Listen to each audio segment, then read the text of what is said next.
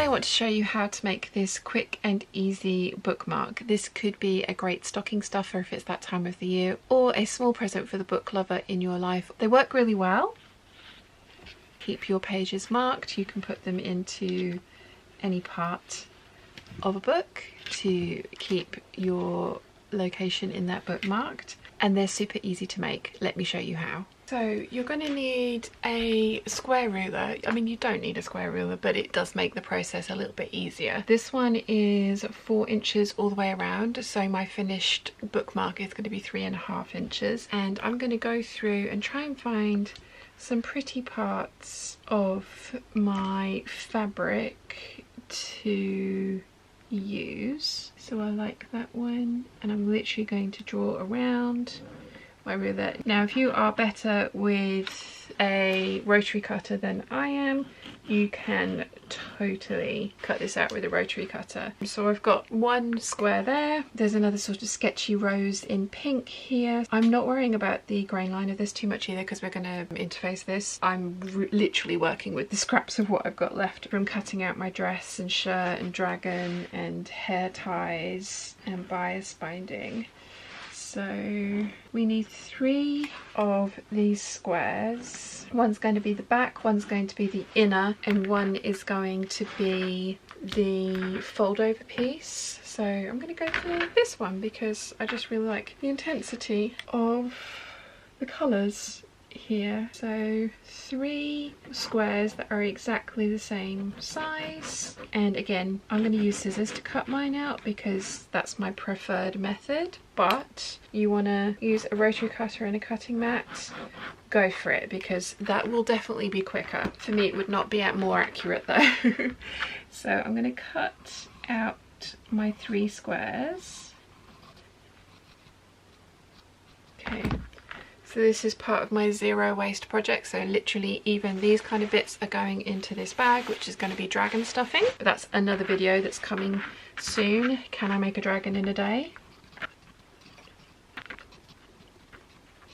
Okay, so I have my 3 squares there, and I think I'm going to use this as my lining, that as my back, and then this is going to be my corner piece. I think that's going to look quite nice. So the next thing I want to do is cut these all out of a fairly stiff interfacing. So I'm going to grab that. This is a generic one that I got from my local craft store as they were closing down, so I bought the rest of the bolt. It is not a particular brand or make or anything. It is very stiff once it gets ironed on. So this is going to be a bookmark, so you do want it to have some rigidity. So I'm just going to roughly cut out my pieces of interfacing for my 3 squares.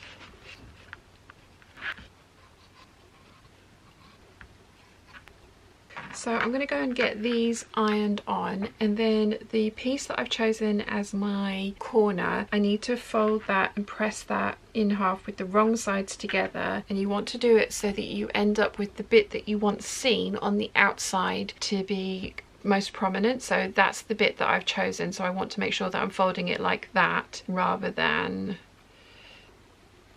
like that, although actually that's quite pretty as well. So basically the piece that's going to be your corner piece, fold it in half either way and find out which way you like the look of, and once you've chosen that way, press that with the wrong sides together. So interface everything and then press your corner piece in half, wrong sides together with the pretty design up. So I have my 3 pieces here. This is going to be the inner piece of my bookmark, and this is going to be the back. So basically what you want to do is take your folded over piece, and you want the piece that or the pattern that you want to be visible on the outside facing upwards, and you're going to place that down on your inner piece. So that's how it's going to look once it's finished. And again, you can play around with the placement.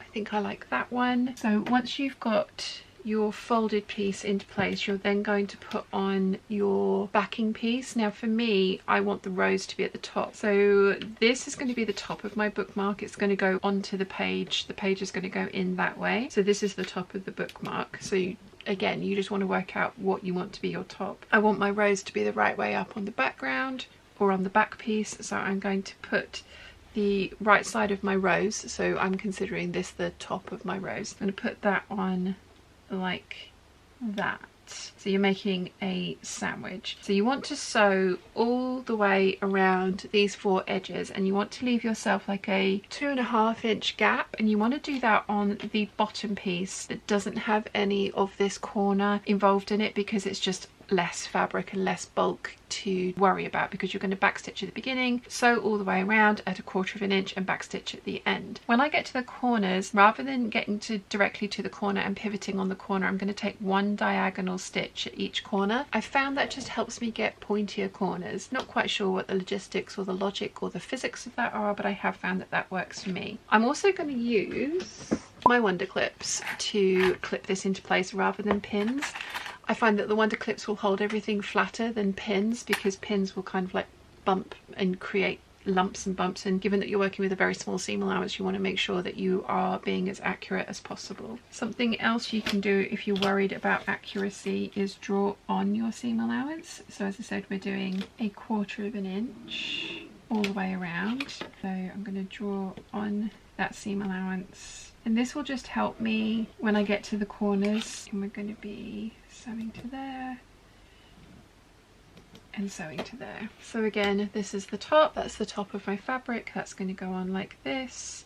I'm going to wonder clip everything into place with all the edges lining up. You want to be really accurate at these points, because you don't want to not catch any of the seam allowance of this corner piece when you're stitching everything together. Ask me how I know. So if you're worried about accuracy, you can cut a slightly larger square and sew with 1/2 inch seam allowance, which you'll just trim off later. But as you saw, I was working with a 4-inch square ruler, and I don't want my piece to be any smaller than 3.5 inches when finished. I'm going to clip this together again, really making sure that all of my raw edges are together. If you are slightly worried about your folded triangular piece, you can always baste that into place first within your seam allowance. This is quite a nice cotton lawn, so everything's kind of sticking together, and it's really only these edges where the corner piece is that I am clipping down. The rest of it's gotta stay together. So I'm going to backstitch at the beginning, stitch all the way around a regular construction stitch. When I get to the corners, I'm going to take 1 diagonal stitch across the corner. I will show you that close up once I am done. Okay, so hopefully you can sort of see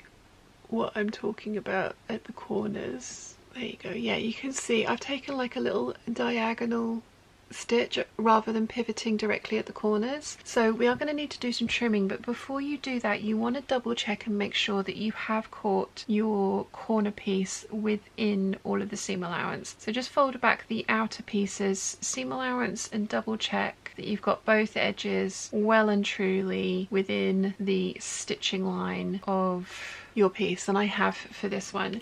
So I'm going to go around and trim off the excess. So you want to trim nice and close at the corners, and then we're going to kind of cut down the seam allowance in half, kind of rounding closer to the corners. The bottom corner near the opening that you've left, you don't want to cut too much of that away. So now that we've trimmed everything, we're going to turn this through. Now, we did pick a particular side to be the right side and wrong side, and one to be the back and one to be like the inner. If you turn this through and your corner piece ends up on the wrong side, it's very easy, it can happen, and you just flip it around, because at this stage it could end up on either side. But if you've got a particular pattern that you wanted on top, you need to be careful when you're placing your fabric pieces together. But when you're flipping it through, it's not quite so important to make sure that the piece ends up on the right side at this stage, because we can fix it in a second. So turning this all through, it's come through on the right side, or the side that I wanted it to be on. I'm going to use my purple fang to work my corners so that I get nice pointy corners. You want to be a little bit careful and not poke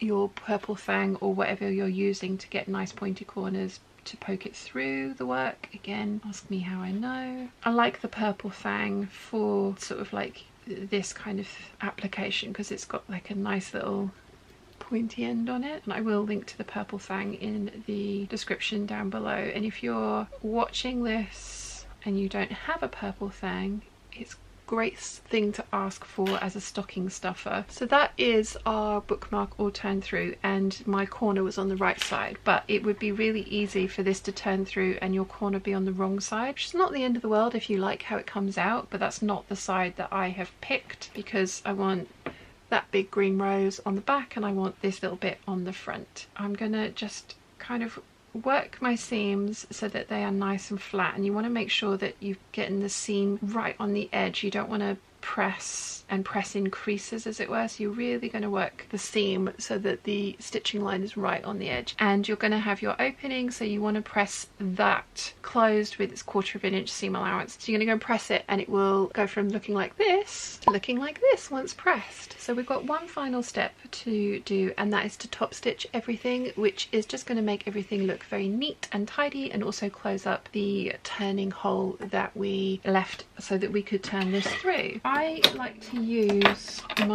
technically this is my blind hem foot. It has got this kind of like blade down the center of it, which you can run against the edge of your work and set your needle to the right place, and it allows you to get really close to the edge and be really accurate because there is a guide. I'm going to sew with the corner side up because I don't want to get this twisted, and I'm going to start at the bottom and backstitch to close up that edge and then go all the way around. And I've increased my stitch length to 3.5. It just looks a little more intentional if it's a slightly larger stitch length. It's not going to be under any tension. I quite like how that looks. And then we have our finished bookmark with our pretty rose on the back and decorative roses on the front. Works like this. Whatever page you want to mark on in your book, just slide the corner on like that, and then you have bookmark in your book. Something else that you can also do if you are so inclined is you can embroider this piece here. You can do it before you sew it together, or you could do it afterwards depending on your preference. Somebody's initials on this part, if you used a plain fabric, would look really pretty. I mean, if you used a contrasting thread, that would look really pretty on this one. Just a really quick little stocking stuffer, scrap buster gift, something to make for the book lover in your life.